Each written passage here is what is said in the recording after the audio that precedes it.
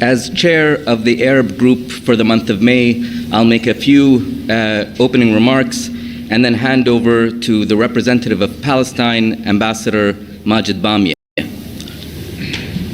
Following Wednesday's Security Council briefing on the situation in the Middle East, the Arab group stands united in our determination to mobilize and put an end to the catastrophic war on Gaza. The Arab group calls on the Security Council to take immediate action to bring an end to this horrific war and Israel's inhumane blockade on the Gaza Strip. Most urgently, we demand the lifting of all restrictions on humanitarian aid and its distribution based on humanitarian principles. The Council cannot stand by as starvation is used as a weapon of war. The Arab group categorically rejects Israel's proposed aid mechanism, which violates basic humanitarian principles and international law. At the same time, we reiterate our long-standing demand for an immediate, unconditional, and permanent ceasefire, and the immediate and unconditional release of all hostages and the release of detainees. The Council must shoulder its responsibility and take decisive action to this end, including by adopting the draft resolution on Gaza that is currently being advanced by the E10. As we look toward the upcoming conference on the two-state solution, co-chaired by Saudi Arabia and France, it is critical that member states take concrete actions to advance sustainable peace. We salute those countries that have recognized the state of Palestine and strongly encourage others to follow their example. Recognition is not just a symbolic gesture. It is a concrete step towards a just and lasting peace. The time for half measures has passed. The Security Council must fulfill its responsibility to maintain international peace and security and to protect civilians. Palestinian lives are not less valuable than any other lives, and the Council must act accordingly. I now turn to Ambassador Majed Bamya of the State of Palestine. Thank you, Mr. Chair. Thank you for being here. And allow me at the outset to thank the Arab group for their relentless efforts over the last 20 months. I think at this point the situation does not need more description. It's enough to say Gaza for everybody to understand the human tragedy unfolding before our eyes, the constant bombardments against the population who has nowhere to flee, the dispersion, the displacement, the killing, the starvation, and the killing of children, and the starving of children. So we need to know what we are talking about. There is international outrage, but our outrage is not good enough. It's not good enough for the people of Gaza to know that the world condemns Israel's action, condemns these crimes, stands against them. We need actions. This is the responsibility of the Security Council, and we call on the Security Council to act as an Arab group. But this is also the responsibility of the other bodies of the United Nations. It's the responsibility also of the General Assembly. And it's the responsibility of all states to take the requisite actions, decisive actions, that deter Israel from continuing on this course. Our demands are clear, they are simple, they are aligned with international law, and honestly, with the bare minimum of human decency. We demand an immediate ceasefire, and here allow me to commend Egypt and Qatar, who are standing beside us for all the efforts they have done in coordination with the US administration in trying to secure such a ceasefire. And we want to see in that context the implementation, the full implementation of Resolution 2735 of this very Council, which foresees an end to the bloodshed, release of hostages and prisoners, the massive entry of humanitarian aid, and the full withdrawal of Israeli forces from Gaza. And that should be the foundational rock on which we can build further an end to the assault against the Palestinian people throughout the occupied Palestinian territory. What we've seen, these scenes of displacement and killing in the West Bank, the breach of the sacredness of our holy sites, all these attacks have to cease. And Israel needs to understand it is not through massacres that they will achieve anything. We are confronted with an attempt to liquidate the Palestinian question by force, to end the Palestinian people and to end the Palestinian cause. And that attempt will not be successful. But we also, while Israeli government tries to portray the Palestinians as monsters, as human animals, which Netanyahu repeated again, we cannot also expect Palestinians to be superheroes, that they need to resist to all of this on their own, that they need to figure out a way to survive, that they need to figure out to stay in their land. Israel wants to convince them that if they want life, they can only find it away from their land. Our responsibility, our collective responsibility, is to help our people find life and liberty in their own homeland. And the second clear demand is the entry of humanitarian aid. It's impossible that 20 months later and 2 months after a total blockade, we are still talking about this. But Israel, after having used all the weapons of war, now weaponized starvation, now is weaponizing the distribution of aid to fulfill its objectives of displacing the Palestinian people, of stealing their land. We have a UN plan that we stand behind that provides all the requirements to provide aid to the people and deliver it throughout the Gaza Strip while providing all the safeguards that are required. There is no explanation to why we would need a different mechanism except that we want to prevent people throughout the Gaza Strip from receiving the aid they desperately need. These are our asks and they are very clear.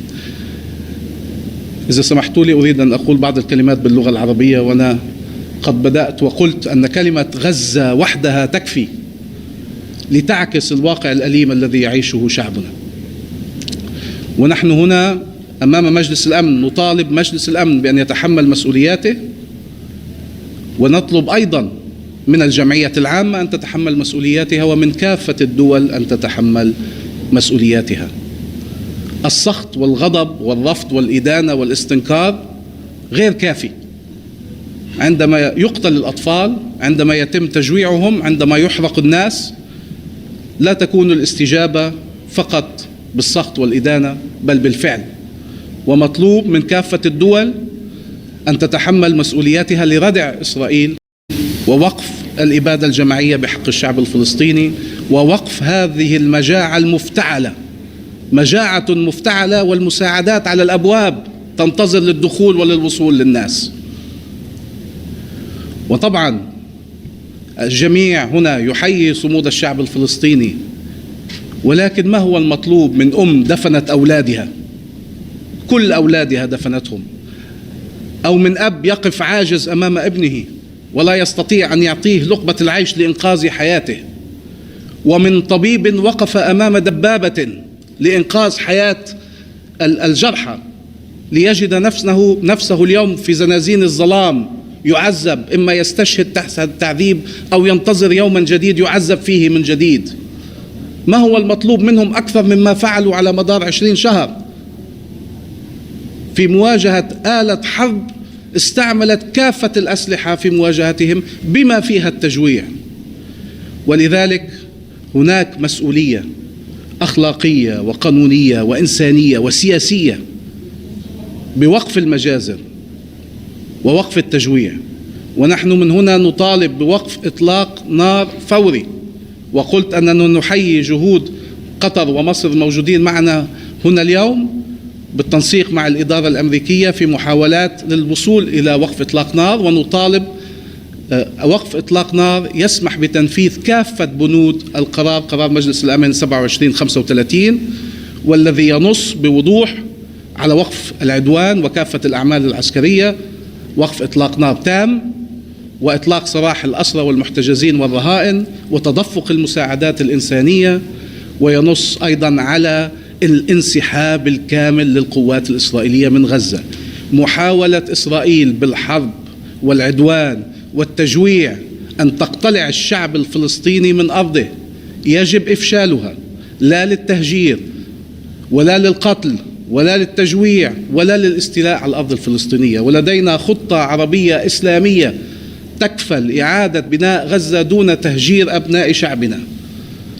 ونطالب أيضا بتدفق المساعدات الإنسانية فورا وفق المبادئ الإنسانية، وندعم الخطة الأممية بهذا الشأن، ونرفض محاولات إسرائيل أن تستعمل المساعدات الإنسانية كوسيلة لتهجير الشعب والاستيلاء على الأرض. نحن أمام لحظة فارقة لمنطقتنا، وهذه المجموعة تريد أن ترى سلاما عادلا وشاملا في هذه المنطقة. أما الحكومة الإسرائيلية فمخططاتها حتى الآن واضحة، ما زالت مقتنعة أنها بالمجازر ستفرض إرادتها، وعلى المجتمع الدولي ككل اليوم وفي المؤتمر الدولي في شهر 6 أن يقف أمام هذه المحاولات وأن يرد بوضوح بقرارات حازمة لكي يتحرر الشعب الفلسطيني. ليس مصير الشعب الفلسطيني جيلا بعد جيل أن يتعرض للمجازر ومحاولات التهجير والاقتلاع. ليس هذا مصيرنا. مصيرنا هو الحرية وإرساء السلام العادل والشامل في منطقتنا، بما يكفل الأمن للجميع، وبما يكفل السلام للجميع، وبما يكفل الرخاء للجميع، والشعب الفلسطيني لن يكون الاستثناء. وشكرا لكم. Ambassador, it's Pamela Paul from U.S. News and World Report. Can Ambassador Abushahab answer the question? You mentioned the June conference. What kind of concrete steps are you looking at? And to Ambassador Al-Thani, if you could talk about the ceasefire and what prospects there are for the current proposal. Thank you. Well, thank you. We are following the lead of Saudi Arabia and France, who have set an aim of having concrete steps that can bring us closer to a lasting peace. Obviously there are expectations of recognitions for the state of Palestine, but there are other plans that I won't speak to, and there are, of course, 8 working groups that are working on these concrete steps. Okay. And Ambassador Al-Thani? Yes, thank you. Thank you so much. The state of Qatar, of course, is engaged intensively together with the United States and Egypt to stop the humanitarian catastrophe in Gaza and end this war. Negotiations are ongoing on the current proposal, and we are very determined. The state of Qatar is very determined to finding an end to this horrific situation in Gaza. Thank you.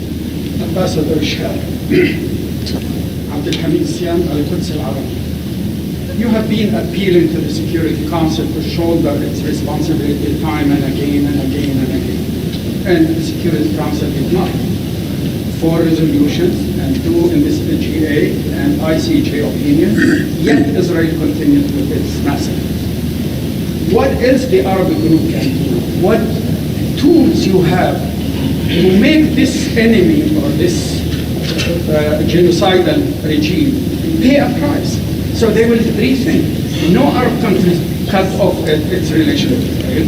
No embassy was closed. No ambassador was withdrawn. So why Israel has to care for what the Arabs say or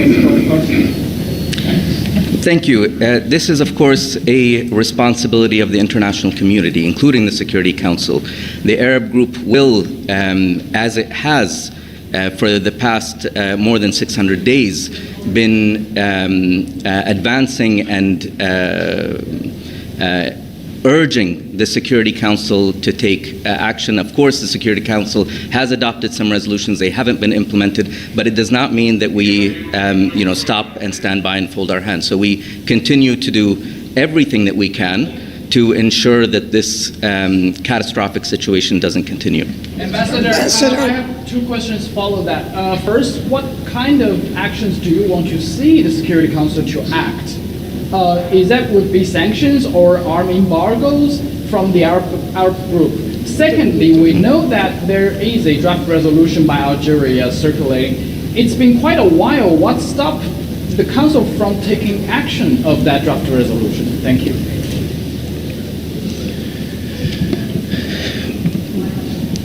What we cannot say, what we cannot accept, is that somehow these institutions or states are powerless. before these kind of actions and these kind of crimes. There are tools to respond to these kind of situations.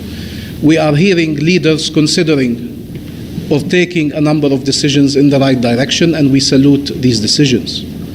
But we need to reach a decisive level. It is clear that Israel, until now, does not feel deterred. You would have seen it in their statements or in their actions had they been deterred. So what we need are the actions that would deter them, that would hold them accountable for the decisions they make, and that would make sure that if they continue on this course, they understand the consequences that they will have to face, and that will be the only way for them to finally stop what they are doing.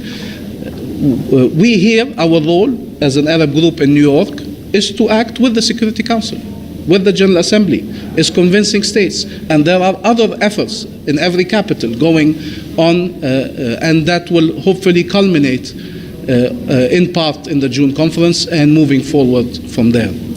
But you asked about the June conference. The issue of Gaza is a part of that discussion, including the Arab OIC plan that provides a real-life alternative to the catastrophe that we see before our eyes. The issue of the legal obligations of third states is among the discussions we are having. The issue of a sovereign and unified state of Palestine. What kind of concrete commitments states are willing to take at this critical juncture?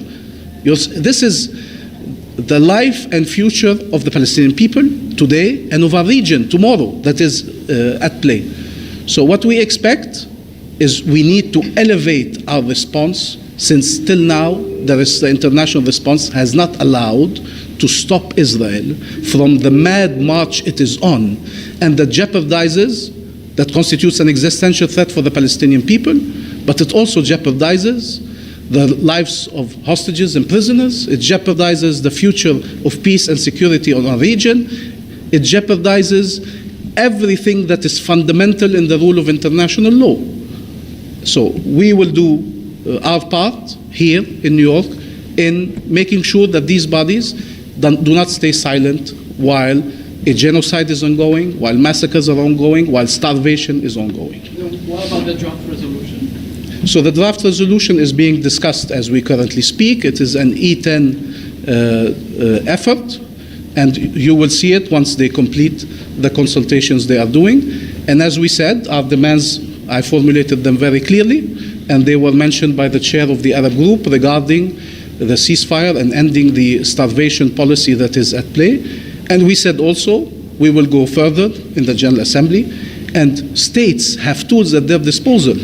They cannot also hide from their responsibilities in using these tools. And as I said, we see an important conversation going on that needs to yield concrete results and concrete decisions that are of a decisive nature. What